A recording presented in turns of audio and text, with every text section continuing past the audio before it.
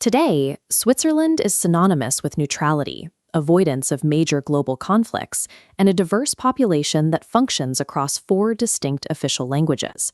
For most of their history, however, the people living in these regions saw little reason to bind themselves to a centralized, unified country.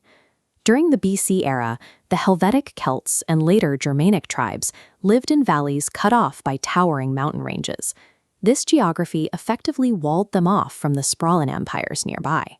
Living in these extreme, isolated pockets forced a hyper-localized existence. Survival depended on fierce local independence rather than cooperation with distant neighbors.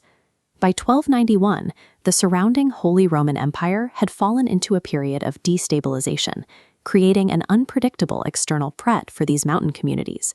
Their response was a matter of survival. Three mountain cantons, Uri, Schweitz, and Unterwalden, agreed to jointly manage their security and economies while retaining their own local rulers.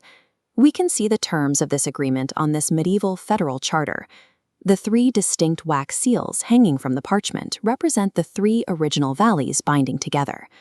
While this pact is often viewed as a national founding, the participants saw it as a temporary security measure.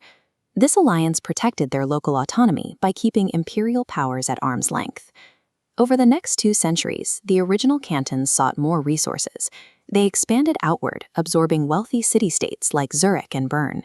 This growth brought direct conflict with Austrian Habsburg ambitions, leading to decades of military clashes. The Swiss held their line through decisive tactical victories at the Battle of Naufels and the Swabian War. The resulting peace treaty granted the Confederacy de facto independence, disconnecting them from the Holy Roman Empire's control. Military coordination secured the external borders, but it also forced rural farmers and urban merchants into a strained alliance between cultures that shared very little in common.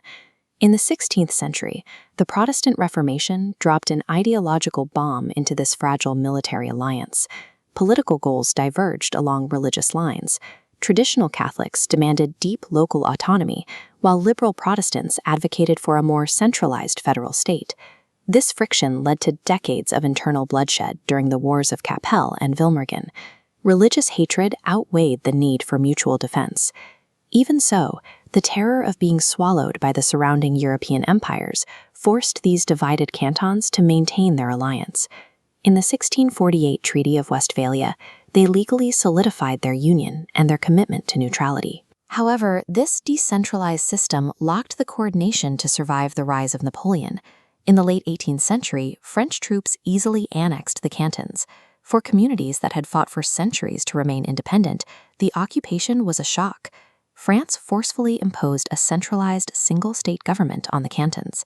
This occupation was reversed at the 1815 Congress of Vienna. The agreement restored the Confederacy, formally recognized its international neutrality, and finalized the modern borders by admitting Geneva, Neuchâtel, and Valais. While 1815 restored the map, the experience of French rule left a lasting divide. The tension between local cantonal power and the need for federal unity remained a volatile issue. Following 1815, this tension reached a breaking point. Catholic traditionalists and Protestant centralists faced off in a final civil war to decide how the state would be structured. The Protestant victory proved that the loose medieval system could no longer survive the political and economic pressures of the 19th century. A fractured alliance was too slow to react to modern industrialization and the rise of massive neighbor states. Instead of relying on temporary wartime truces, the victors established a permanent legal framework that integrated the cantons while preserving their individual rights. This internal conflict proved that for the nation to survive, unity had to be encoded into permanent law rather than treated as a reaction to external threats. In 1848, the Swiss drafted a constitution that served as a resolution to 5 centuries of friction between autonomy and unity. This is the title page of that 1848 federal constitution. This framework divided power. It handed the federal government control over collective defense and foreign policy, while leaving local governments to the individual cantons through direct referendums. By formalizing this identity, the Swiss created the internal stability required to engage in global diplomacy from a position of secure neutrality. The peace and neutrality of modern Switzerland grew out of this specific legal compromise. It turned 500 years of violent internal friction into a stable system that prioritizes local freedom alongside collective survival.